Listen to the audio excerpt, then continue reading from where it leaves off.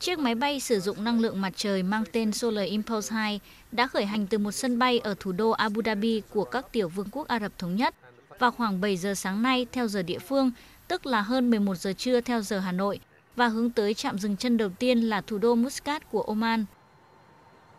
Với 17.000 tấm pin năng lượng đặt ở cánh, Solar Impulse 2 là chiếc máy bay chạy bằng năng lượng mặt trời đầu tiên trên thế giới, có thể hoạt động liên tục cả ngày lẫn đêm.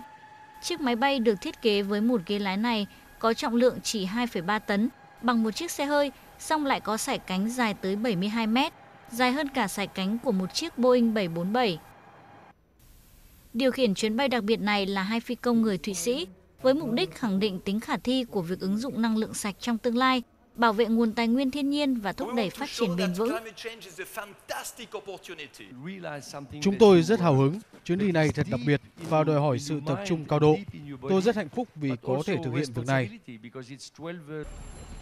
Theo kế hoạch, chuyến bay này sẽ trải qua hành trình 35.000 km với các trạm dừng ở Ấn Độ, Myanmar và Trung Quốc trước khi vượt Thái Bình Dương, bay qua Mỹ và phía Nam châu Âu và trở lại điểm xuất phát.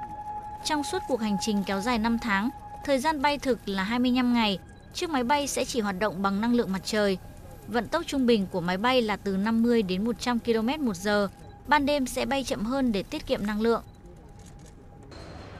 Ý tưởng chế tạo máy bay năng lượng mặt trời do hai phi công nói trên cùng nghiên cứu và thử nghiệm trong 13 năm.